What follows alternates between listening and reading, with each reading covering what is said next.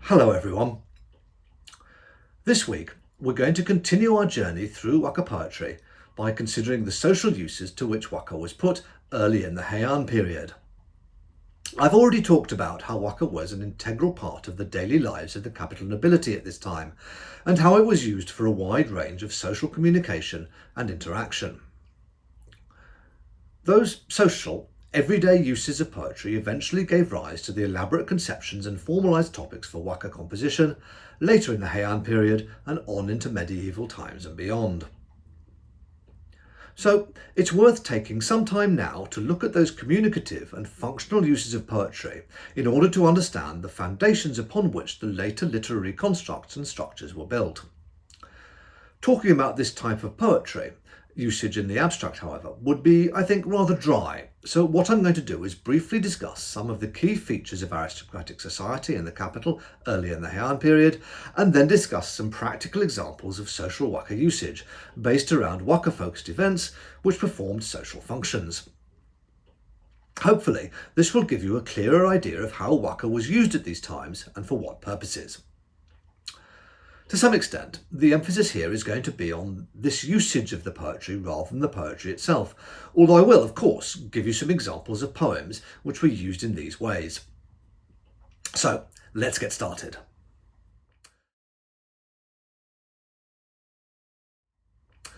Perhaps the first thing to say is that poetry was interwoven with the lives of the capital aristocracy to such a great degree that it could be categorised as an essential social skill that no one could do without. Baba Akiko, who's a modern tanka poet, has even gone so far as to say that it would be impossible to remove the poetry from the Tale of Genji and still have it be the same kind of work, and I think it is almost impossible to conceive of life among the nobility during the Heian period without the constant writing and exchange of poetry. This is not to say that absolutely every single court noble, male or female, was a skilled composer of poetry. Far from it.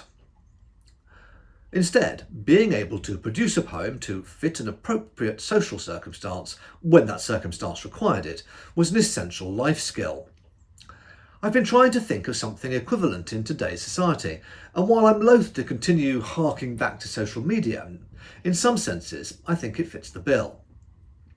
Now, I'm obviously far too old to use social media in the way that people in their teens and 20s do, to conduct relationships, both romantic and otherwise, with each other. But from my observation of the situation, which I will freely admit is gained largely from reading newspaper articles about it and watching vlogs on TikTok, it seems to me that being able to craft a contextually appropriate social media message with the right combination of image, text and emojis is an essential life skill for people of that generation to have. It allows you to begin and end romantic relationships, to maintain romantic relationships and friendships, and also communicate with your intimate and wider social circle in a way which is collectively understood. If you don't understand the rules, or keep getting them wrong, or are simply incapable of formulating good social media posts, while it's not impossible to have and maintain relationships, it is much more difficult. I was going to say that letter writing fulfilled a similar social function 50 years ago, but that only takes us back to the 1970s when letter writing was already beginning to decline as a form of social interaction and be replaced by telephone conversations. So maybe I should say 100 years ago, which takes us back to the 1920s when letter writing was an essential skill for almost everyone. Going back just over 200 years to the upper middle class English society that Jane Austen depicts, and dancing would probably be a requisite social skill for anyone who was anyone. I don't know if you've seen the BBC production of Pride and Prejudice, starring Colin Firth and Jennifer Ely as Mr. Darcy and Lizzie Bennet, but there's a good example in one episode of how Mr. Collins makes a fool of himself at a ball by being unfamiliar with the steps of a dance. This does not prevent him from becoming socially successful, to some extent, but Austen clearly portrays him as a figure of fun who is unaware of the niceties of social behaviour. What I am attempting to do here is show that for every society and period there are social skills which, while they are not essential, make it much easier to function as a member of the society. In the society of Heian Japan, one of those social skills, and perhaps the single most important one, was the ability to compose poetry. Being unable to compose poetry, or composing it badly, didn't necessarily mean that you couldn't get on in life, but you were likely to be regarded as something of a figure of fun by your contemporaries. There's a good example of this type of attitude on display in Kino Tsurayuki's Tosa Nikki. In the entry for the 7th day of the first month, a provincial noble pays a visit to the former governor's party, who are becalmed on their way back to the capital. He provides them with a feast of seasonally appropriate food, mainly because he wants the opportunity to recite a poem of his composition in such exalted company, but he struggles to compose one and eventually comes up with Yukusaki ni tatsu shiranami no koe yorimo okurete nakamu ware yamasu rame. On your way, the breaking whitecaps roar, but seeing you off, my weeping will surely outdo them. This is not a good poem, and the narrator dryly remarks, no doubt he had a very loud voice. The man is humiliated because none of the capital aristocrats can bring themselves to reply to such an awful composition, even though this is the socially appropriate thing to do, particularly given his hospitality. Eventually, one of their children offers to compose a reply poem, which is doubly humiliating because it suggests that the man's efforts are not even worth an adult's response, so he leaves with his metaphorical tail between his legs before hearing it. If you want to read the entire passage in English, a translation, then a version by Helen McCulloch is available. So, to sum up, Waka was an essential social lubricant.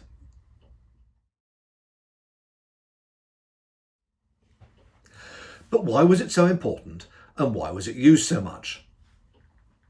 Well, there are a variety of reasons for this, but one lies in the nature of the language of the time. Or perhaps it might be more accurate to say how key features of the society were reflected in the language of the time. As I have said numerous times before, the society we are discussing here was an aristocratic one. It was highly stratified and intensely status conscious.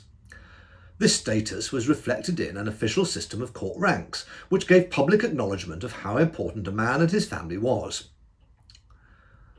Ascending in rank, being promoted, was something that every ambitious individual aspired to and competed for.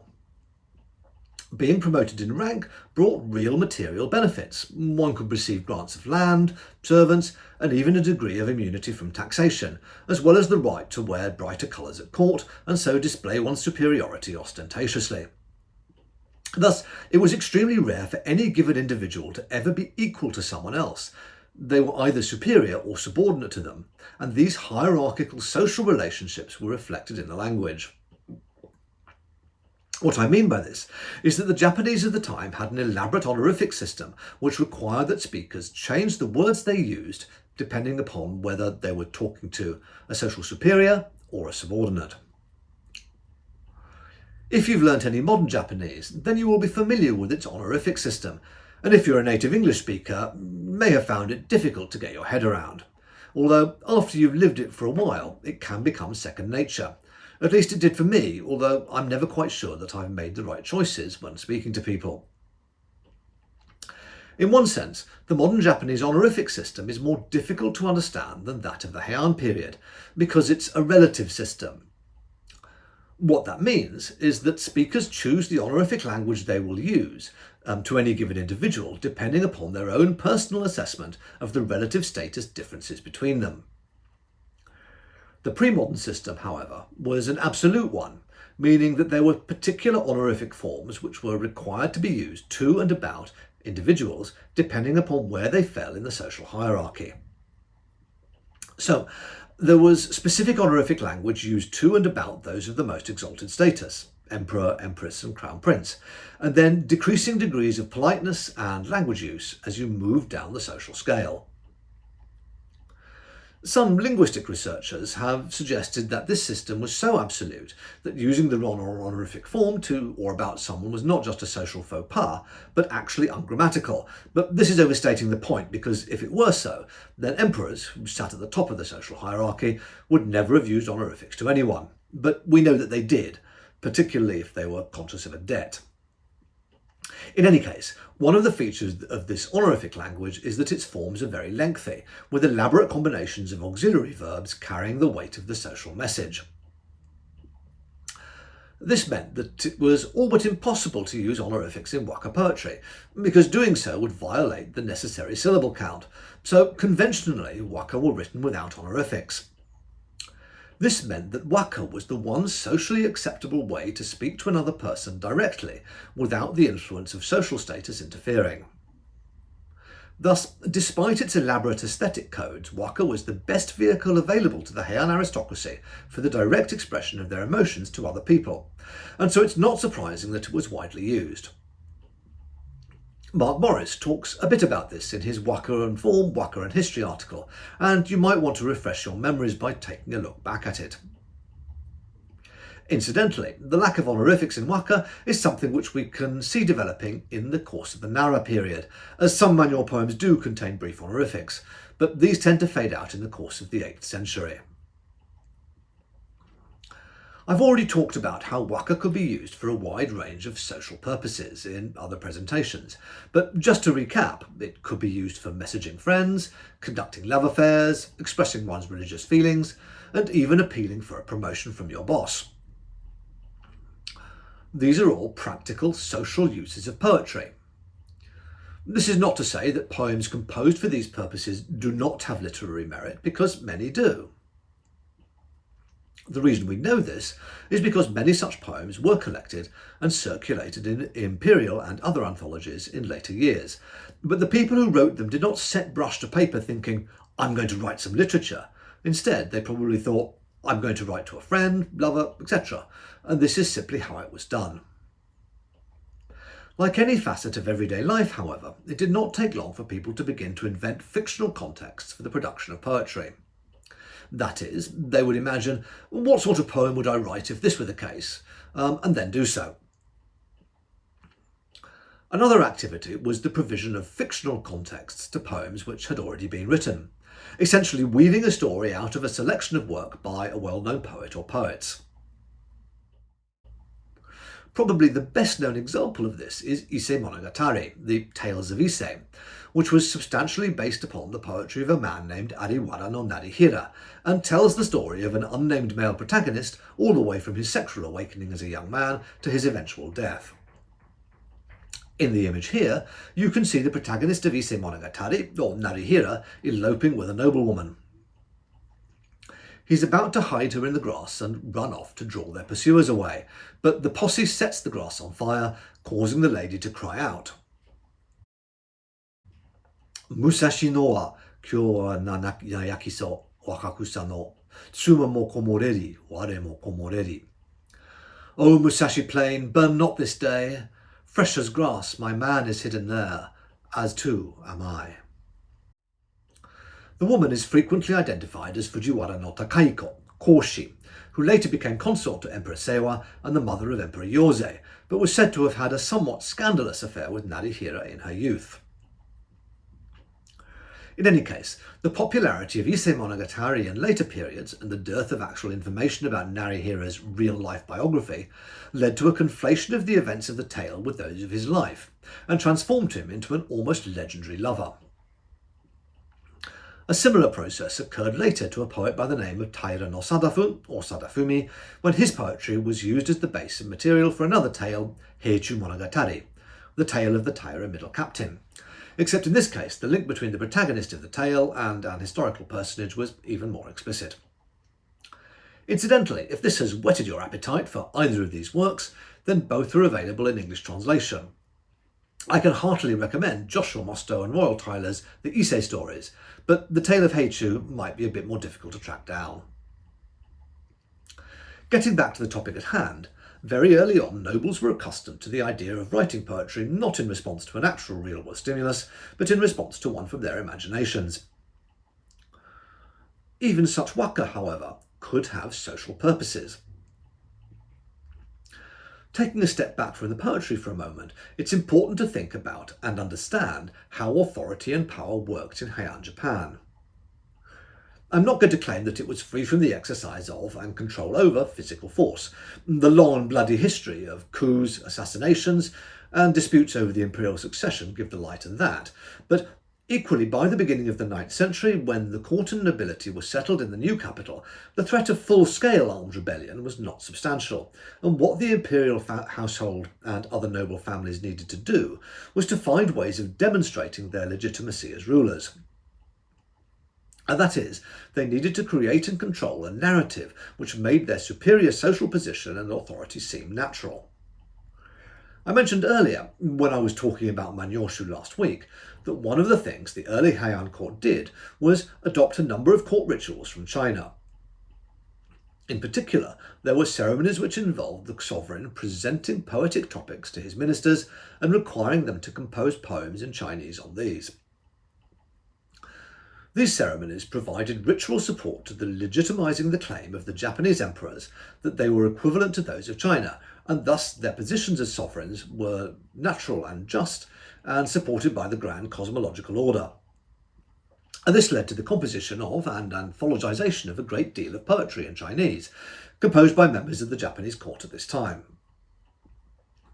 Not everyone had sufficient education, interest or talent to compose in Chinese, however, and so there were also events held which centred around the composition of poetry in Japanese, Waka.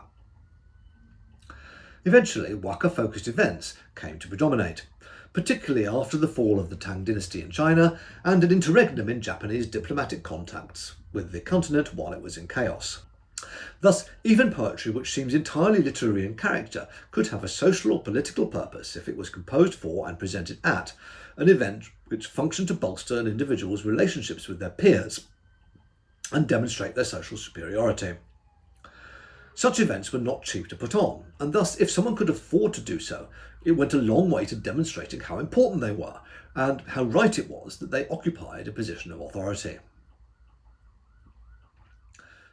The co-option of superficially social events for political purposes is not unique to Heian Japan, of course.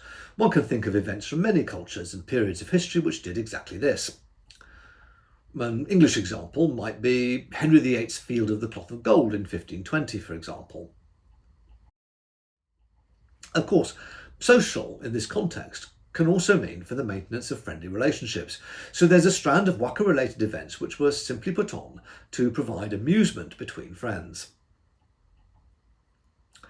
Even though these events were ostensibly private, however, in the hothouse atmosphere of the nobility's social circles, where gossip was a favourite pastime, news would get quickly around if someone had put on a special and remarkable event for a small group of friends. Equally, the fact that for at least some of these events written records were kept means that those holding them had at least one eye on their public reputations, at least to some extent, so the line between public and private was a blurred one. But what sort of events am I talking about? Well, the most obvious ones are what are known as uta awase, which translates into English variously as poetry competition, poetry contest, or poetry match.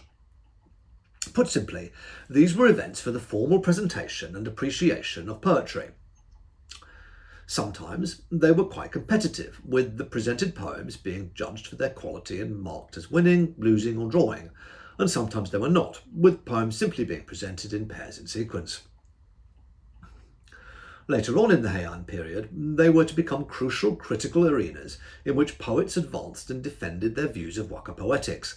We'll be looking at this stage of poetry contests development later. At this point, however, late in the 9th century and early in the 10th, poetry matches were more likely to serve social purposes, although, as I have already said, even the ostensibly social could also serve political or other purposes. Poetry matches could be organised with varying degrees of formality and external apparatus.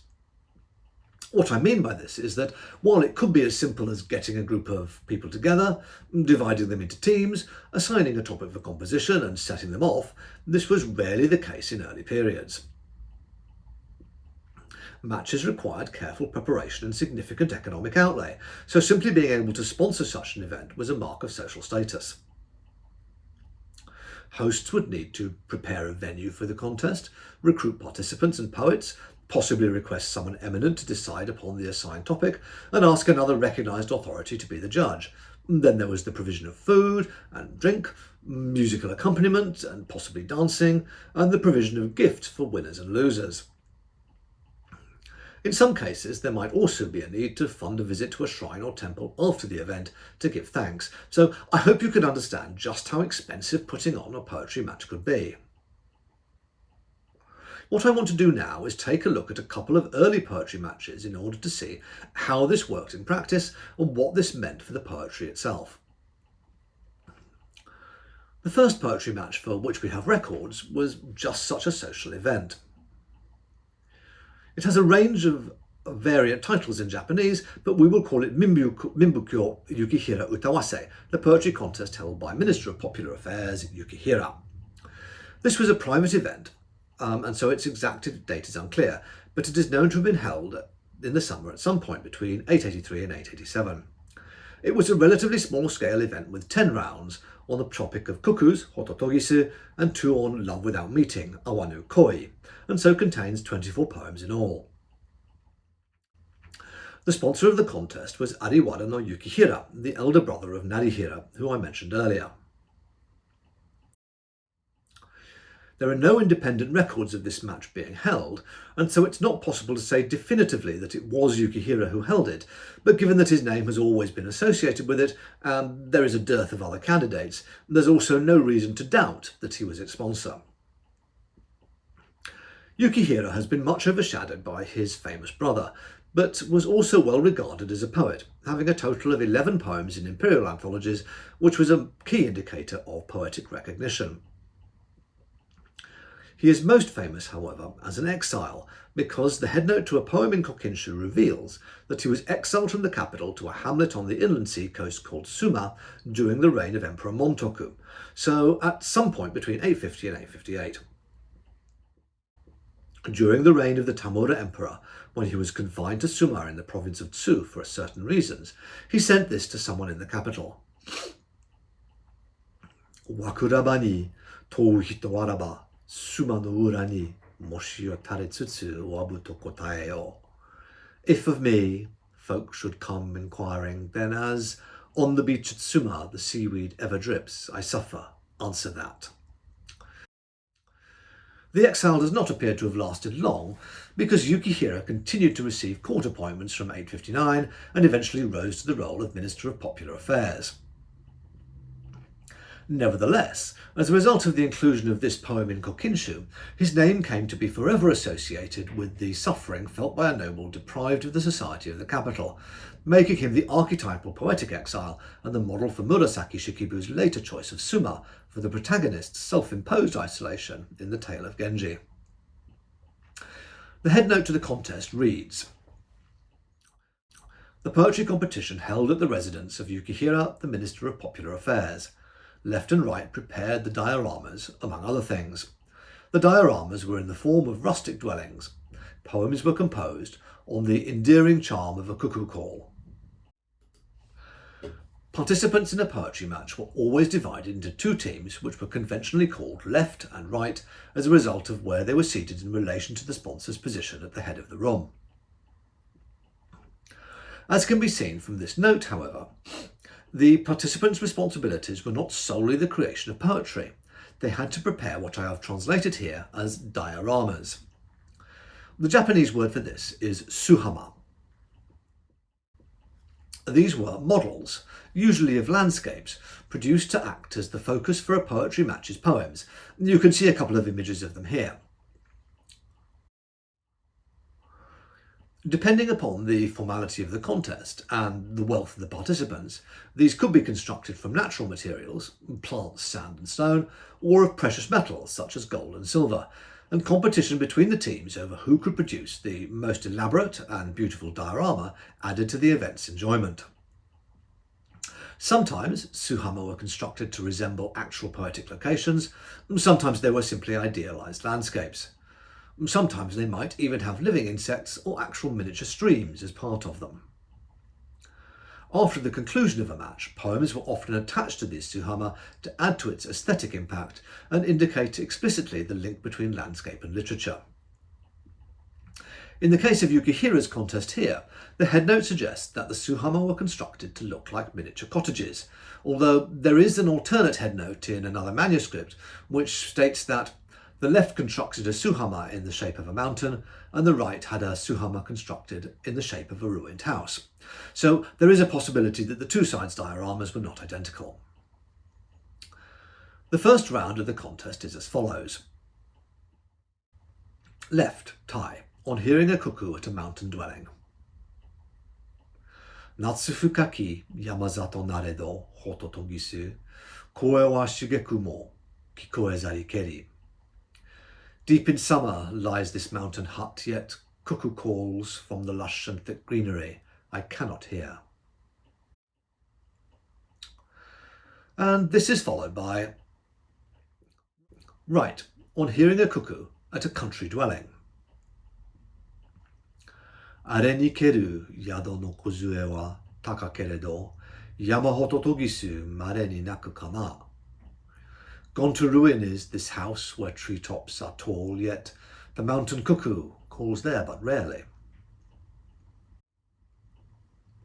The cuckoo, hototogisu, is a migratory bird arriving in Japan with the beginning of summer in May, and so is closely associated with that season. Poems anticipating hearing the cuckoo's first call, expressing enjoyment on hearing it singing, or regret about its departure were extremely common and composed from the very earliest times. As you can see from the headnote to the round, these two poems were considered by the judge to be of equivalent quality, although he has not provided a reason for his decision. This is not uncommon in early poetry contests. It was not until later in the Heian period that judges started to explain the critical basis for their decisions. It's also the case, however, that there are manuscripts of this contest which lack any indications or judgment, so it remains a possibility that these were added at a later date to make the event appear more like a competition and less like an entertainment. The two poems here which begin the contest are quite conventional, and the fact that none of the poems from this match were selected for inclusion in Kokinshu when it was being put together about 20 years later suggests that either the compilers did not regard this as the work of the highest quality, or that no one participated in the contest who was important enough that they needed to be included in a major anthology. Let's look at another contest, the Dairi no Kiku Awase, which translates as Palace Chrysanthemum Match, and took place in the autumn 890. This event is traditionally included in the list of poetry matches held at the Heian court, but it's better categorised as a things match, mono awase. That is, an event where different objects of the same type were displayed and admired for the entertainment of the assembled company. Sometimes the best of these will be identified, and sometimes not. Poems were often composed to accompany these events and add a literary element to the enjoyment. Sometimes the quality of these will be judged, and sometimes not, as is the case here. As indicated by the match's title, the objects being displayed and compared here were chrysanthemum blooms, making this the oldest known chrysanthemum match, Kiku Awase, where Waka were composed. For the occasion, the teams of the left and right prepared 10 flowers each, all with an accompanying poem, which were displayed on elaborately constructed dioramas.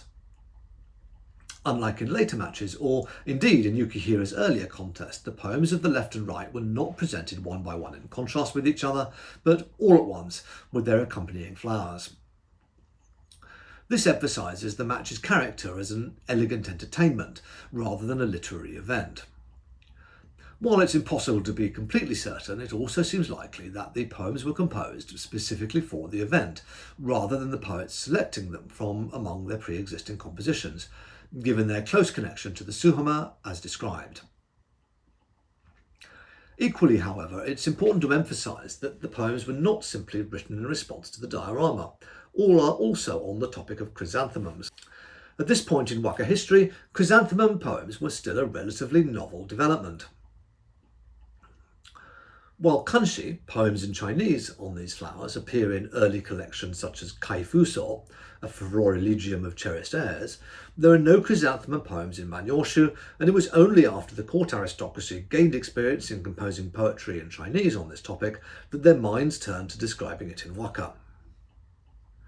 Nevertheless, there are indications that Emperor Uda had some form of competition in the back of his mind when conducting the match. For example, the presentation of the first poem is described as the initial round, urate, a term borrowed from sumo wrestling to describe the most junior rank of wrestler, which later became a standard expression in both utawase and monoawase for the first round of the contest. Only 3 of the poets' names have been recorded, Kino Tomonori, Sugawara no Michizane and Sosei, and this is because 4 of the poems from the contest were later included in Kokinshu. It remains unknown whether the poets simply provided the poems for the match or attended it as participants, but all of those whose identities are known were close to Uda, the sponsor and organiser of the event. The exact date on which the event was held is somewhat unclear, but the best calculation by modern scholarship is the 29th day of the intercalary 9th month Kampyo 2, 15th of November 890. Like Yukihira's earlier contest, the match is headed by a brief note providing a description of the beginning of the event. The gentleman of the left. For the chrysanthemum in the initial round, Kotategimi, a young courtier lad, was dressed as a woman and brought in the flower, hiding his face with it. A further 9 blooms were planted in on the diorama. The form of the diorama certainly excited the imagination. It had the names of various interesting places attached to it, and poems were written on long strips of paper which were fastened to the chrysanthemums.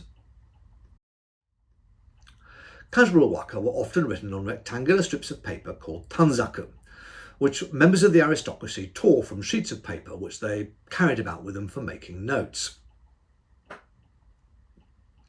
In some more formal contexts, superior paper will be cut to the same size and used for inscribing poems with elegant calligraphy, which would be the case here.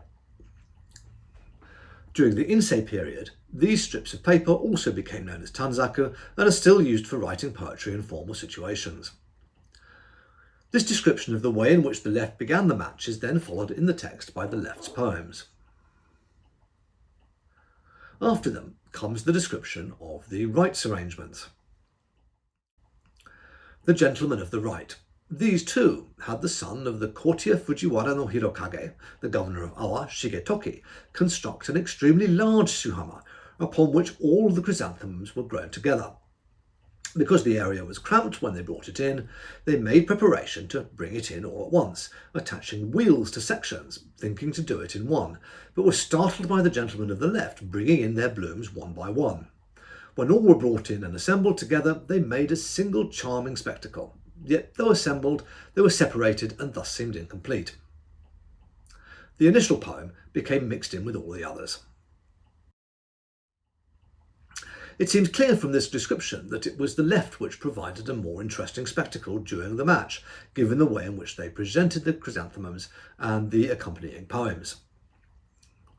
But what were the poems like? Well, here is the first poem for the left.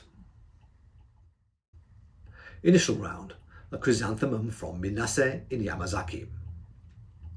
Uchitsuke ni Minase wa nioi masareru, orihito karaka hana no tsune kamo. Suddenly glimpsed, Minase with scent superb is filled. Is it for those here, or are the blooms ever so? This is quite a complex poem which has obviously been carefully prepared for the event. The word for suddenly the poet uses, uchitsuke, carries a nuance that something is experienced so swiftly that the first impression one has after it is likely to be erroneous, while the initial syllable of Minase, which is a location to the southwest of Kyoto, evokes miru, see. So the initial section suggests that the assembled company is so struck by Kotategimi's arrival and the sight of the chrysanthemum he carries, that they think for a moment that they have really been transported to Minase. Given that the poet will have prepared this composition in advance, he or she is projecting or anticipating the assembled company's reaction to the way in which the left have commenced their part of the match. In addition, the word the poet uses, ori, evokes oru, pick a flower, and also ori, time, occasion. Thus, orihito is both the person who picked and the person people who is or are here on this occasion. The first sense refers to Kotategimi entering as if he were a woman who had picked the chrysanthemum, while the second alludes to the assembled company in general, but also to Uda, the event's organiser, in particular, and so is a way of paying respect to him. The first poem by the right also pays homage to the event, but in a somewhat different way. Yama fukaku iri ni shimiyo zo itazura ni, kiku no nioi ni ikoeki ni keru. Deep within the mountains have I entered in, idly has the chrysanthemum's allure brought me to my ease. In this poem, the speaker's purpose in going to the mountains will be understood to be for Buddhist contemplation and practice. In such a situation, their attention was supposed to be focused on higher matters and not the beauty of flowers. But the poem portrays the speaker as being almost seduced away from his or her religious devotions by the chrysanthemum's beauty. Nioi, which I have translated here as allure, refer to the combined impact of the flowers' colours and their scent, which has reached the speaker at their mountain retreat. Underlying this is an association with the venue of the match itself, thus implying that the event's blossoms are so lovely that they could even distract someone from religious practice. This, in turn, is a further hidden compliment to Uda as the Awase's sponsor and organiser. I hope you can see from this how poems which on the surface might appear to be on a particular assigned poetic topic could still serve social purposes, in this case praising Uda for organising the event. Thus far, I have focused on the social use of poems as part of events which physically took place, but there is another type of usage.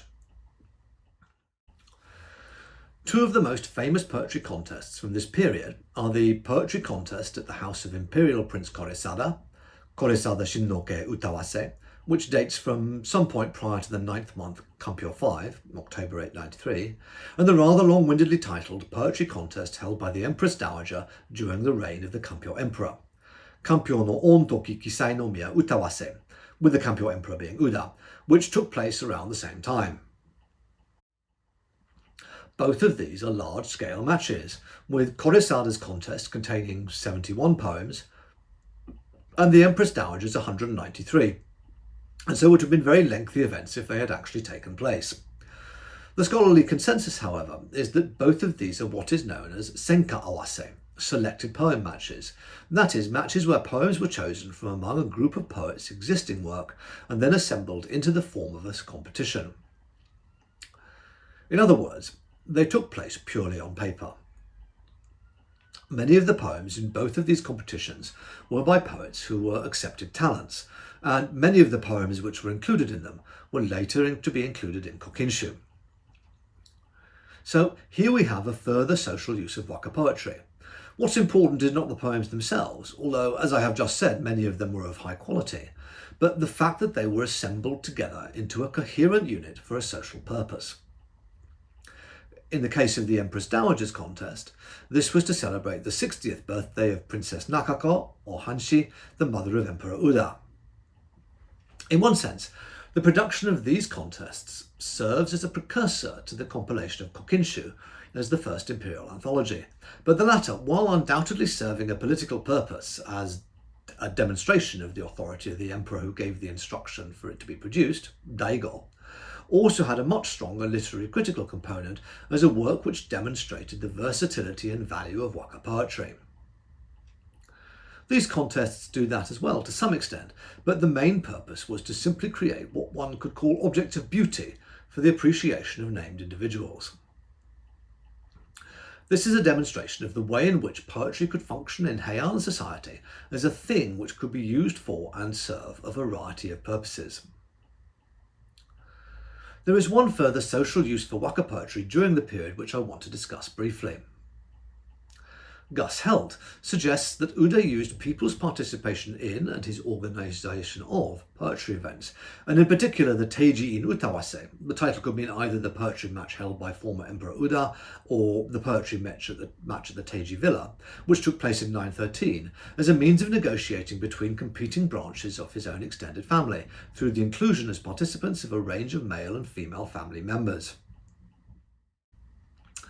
For an event of this type, where the official participants are princes, princesses, and members of the senior nobility, the waka are to some extent incidental, and in the vast majority of cases were not actually composed by the people taking part in the contest. Instead, lower-ranking nobles, who were known for their poetic skills, were recruited to produce poems which would then be presented by the much more exalted participants in the competition. Thus, this is a situation where poetic expression and composition serves as a proxy for delicate negotiations over family precedence within the imperial household. And given that at this point in the Heian period, the imperial family really did control the government to a great extent, family precedence translated into political authority. This is laid bare partway through the event when one of the princes participating remarks rather grumpily that Uda has awarded a win to a poem in the previous round because he fancies its composer, Lady Issei. Uda did indeed fancy Issei because she had his child, so the prince's complaint is not entirely without merit, but Uda responds using a waka as follows. Yukikaeri chidori naku naru hamayu no kokoro hadatete omou monoka wa. Going back and forth, plovers cry from the beach among the spider lilies. Do their hearts distinguish, do you think? Uda's poem is a good example of a composition produced to subtly make a point. It contains a series of associations to lead into its final section. He starts with plovers, which are associated with beaches, but rather than mentioning this directly, introduces a plant, the spider lily, Crinum asiaticum, the Japanese name of which, hamayu, contains hama, beach. The expression hamayu no, spider lilies, functions as a makura kotoba to introduce the following verb, hidatsu, block, which here is part of the expression kokoro hidatsu, meaning be partial or favour one side above the other. The poem closes with a rhetorical question, omou monoka wa, do you think that? The implied answer for which was always no. Thus, the entire poem is a way for Uda to say to Atsumi, the prince of the right, do you think I'm showing favouritism? Of course I'm not. Whether he was being entirely truthful in this is something we will never know, but this is a demonstration of the way in which waka were used for practical purposes, while still being carefully crafted literary texts.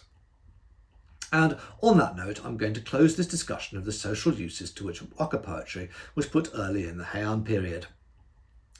It was not the case, of course, that this social usage of poetry ceased, but once imperial anthologies began to be produced, and it began to develop a stronger reputation as a vehicle for culture, gradually, over the next several hundred years, its literary functions and role became increasingly important. The first major step in this process was the compilation and circulation of kokinshu, so that is what we are going to examine next. See you soon.